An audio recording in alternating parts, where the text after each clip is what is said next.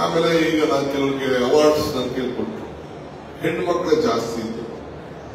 ಹೆಣ್ಣು ಕುಟುಂಬದ ಕಣ್ಣು.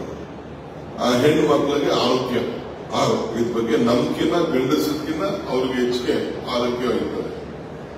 ನಾವು ಮಕ್ಕಳಿರ್ಬೇಕಾದ್ರೆ ನನಗಿನ್ನ ನೆನಪು ಇಲ್ಲ, ನಮ್ಮ ಮಕ್ಕಳಿಗೂ ಕೂಡ ನಾವು ಸಿರಿ ತಿನ್ನಿಸ್ತಾ ಇದ್ದೋ. ಅಂದ್ರೆ ಮಕ್ಕಳಿಗೆ ಆ ಮಿಲೆಟ್ ರಾಗಿಲಿ ಒಂದು ಮಾಡಿ, ಒಂದು ಗಟ್ಟಿ ಮಾಡಿ, ಒಂದು ಸಿರಿನ ಎಲ್ಲ ಮಾಡಿ ಅದನ್ನ ಅಂದ್ರೆ ಆ ಮಕ್ಕಳು ಆರೋಗ್ಯಕರವಾಗಿರ್ಲಿ ಅನ್ನೋ ದೃಷ್ಟಿಯಿಂದ ತಿನ್ನಿಸ್ತಾ ಇದ್ದವು. ಹಂಗೆ ಪ್ರತಿಯೊಂದು ಮನುಷ್ಯನ ಬದುಕಿನಲ್ಲೂ ಕೂಡ ಈಗ ಏನ್ vitamin A B C D ಏನೇನು ಕಡಿಮೆ ಆಗಿದೆ ಅದಕ್ಕೆಲ್ಲ ಒಂದೊಂದು ಸಪರೇಟ್ ಟ್ಯಾಬ್ಲೆಟ್ಗಳನ್ನ ನೇಮ್ ಮಾಡ್ಬಿಟ್ಟಿದ್ದಾರೆ. ಹಿಂದೆ ಎಲ್ಲಿತ್ತು ಈ ಟ್ಯಾಬ್ಲೆಟ್? ಈ ಬದುಕಿನಲ್ಲಿ ಈ ಸಿರಿಧಾನ್ಯದಲ್ಲೇ ಎಲ್ಲ ಟ್ಯಾಬ್ಲೆಟ್ ಇತ್ತು. ಈಗ ಏನೇನು ಕೊಟ್ಟಿದ್ದಾರೆ ಇದರಲ್ಲೇ ಎಲ್ಲ ಟ್ಯಾಬ್ಲೆಟ್ಗಳೆಲ್ಲ ಇತ್ತು. ಈ ಟ್ಯಾಬ್ಲೆಟ್ ನ ಹುಡುಕ್ಬಿಟ್ಟು ಈಗ ಮಾಡಿಫೈ ಮಾಡಿಬಿಟ್ಟು ಈಗ ಅದಕ್ಕೆಲ್ಲ ಹೊಸ ಹೆಸರುಗಳನ್ನ ಹುಡುಕಲಿಕ್ಕೆ ಹೊರಟಿದ್ದಾರೆ. ಅದರಿಂದ ಪ್ರತಿ ಮನೆಯಲ್ಲೂ ಕೂಡ ಹಿತ್ಲು ಗಿಡ ಮದ್ದಲ ಅಂತೀವಿ. ಹಿತ್ತಲಲ್ಲೇ ಏನೇನ್ ಬೇಕೋ ಎಲ್ಲ ಬೆಳ್ಕೊಂಡು ಆ ಬದುಕನ್ನ ನಡೆಸ್ತಾ ಇದ್ದಂತ ಒಂದು ಬದುಕನ್ನು ನಾವು ಈ ಸಂದರ್ಭದಲ್ಲಿ ನಾವು ನೋಡಿದ್ದೇವೆ. ನಾವೆಲ್ಲ ರಾಗಿ ಇವತ್ತು ನಮ್ಮ ಮನೆಗಳಲ್ಲಿ ರಾಗಿ ತಿಂತಾ ಇದೆ. ಕವಿರತ್ನ ಕಾಳಿದಾಸ ಇರ್ಬೋದು, ಕನಕದಾಸ ಇರ್ಬೋದು, ರಾಗಿ ಬಗ್ಗೆನೇ ಒಂದು ದೊಡ್ಡ ವ್ಯಾಖ್ಯಾನ ಮಾಡಿದಂತ ಒಂದು ಹಾಡನ್ನು ಕೂಡ ನಾನು ಯಾವುದೋ ಸಿನಿಮಾದಲ್ಲಿ ನಾವು ಕೇಳಿದ್ದೇನೆ. ರಾಗಿದಲ್ಲಿ ನಿಮ್ಗೊಂದು ಸಣ್ಣ ಘಟನೆ ಹೇಳ್ಬಿಟ್ಟು ನನ್ನ ಭಾಷಣ ಮುಗಿಸ್ತೀನಿ.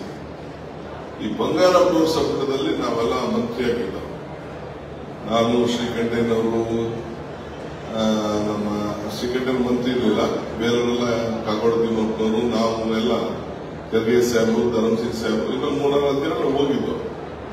ಹೀಗೆ ಸಾಯಂಕಾಲ ಏನೋ ಒಂದು ಊಟಕ್ಕೆ ಸೇರಿದ್ದು ನಾವು. ಈ ಊಟಕ್ಕೆ ಸೇರಿದಂತ ಸಂದರ್ಭದಲ್ಲಿ ಉತ್ತರ ಕರ್ನಾಟಕದವರು ಒಂದು 2-3 ಜನ ಮಂತ್ರಿಗಳಿದ್ದು. ನಾನು ಅವ್ರ ಹೆಸರು ಹೇಳಕ್ ನಾನು ತಯಾರಿಲ್ಲ. ಈ ಅವರೇ ಇದೆಯಲ್ಲ, ಈ ಹುಳ್ಳಿಕಾಳನ್ನ ಶ್ರೀಕಂಠಯ್ಯನವ್ರ ಮನೆಯಲ್ಲಿ ಹುಳ್ಳಿಕಾಳನ್ನ ಚೆನ್ನಾಗಿ ಅದನ್ನೆಲ್ಲ ಚೆನ್ನಾಗಿ ಬೇಯಿಸಿ ಮಾಡಿ ಅದನ್ನ ತಂದು ಹುಳಿ ಎಲ್ಲ ಇದನ್ನ ಈರುಳ್ಳಿ ಹಾಕ್ಬಿಟ್ಟು ಚೆನ್ನಾಗಿ ಮಾಡಿ ಸಾಯಂಕಾಲ ನಂಚ್ಕೊಳಕ್ಕೆ ಅದನ್ನ ತಂದು ಕೊಟ್ರು. ಈ ಉತ್ತರ ಕರ್ನಾಟಕದ ಒಬ್ಬ ಮಂತ್ರಿ ಇದ್ದವರು, ಏನಯ್ಯ ಈ ಕುದುರೆ ತಿನ್ನೋದನ್ನ ತಂದಂತ ಕುದುರೆ ದನ ತಿನ್ನೋದನ್ನ ನನ್ ತಂದು ಕೊಡ್ತಾ ಇದೆಯಲ್ಲ ಅಂತ ಹೇಳ್ತಾರೆ.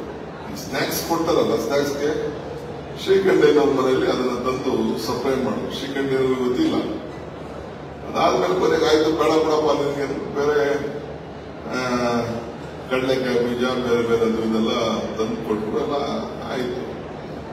ಅದಾದ್ಮೇಲೆ ಇನ್ನೊಂದು ವಾರ ಆದ್ಮೇಲೆ ಅದೇ ನಮ್ಮ ಟೀಮ್ ಇದ್ದಿದ್ದು ಮೈಸೂರಿಗೆ ಹೋದ್ರು ದಸರಾಗೆ ಹೋದ್ರೆ ನಮ್ಮ ಮಠಕ್ಕೆ ಹೋದೋ, ನಮ್ಮ ಸುತ್ತೂರು ಮಠಕ್ಕೆ ಹೋದ ತಕ್ಷಣ ಅಲ್ಲಿ ಊಟ ನಮ್ಗೆ ಮಧ್ಯಾಹ್ನ ಅಲ್ಲಿ ಬಹಳ ಚೆನ್ನಾಗಿ ಈ ಹುಳ್ಳಿಕಾಳಲ್ಲೇ ಒಂದು ಹಸಿಕಟ್ಟು ಸಾರನ ಅಂತ, ಹುಳ್ಳಿ ಹಸಿಕಟ್ಟು ಸಾರನ ಅಂತ ಮಾಡ್ತಾರೆ.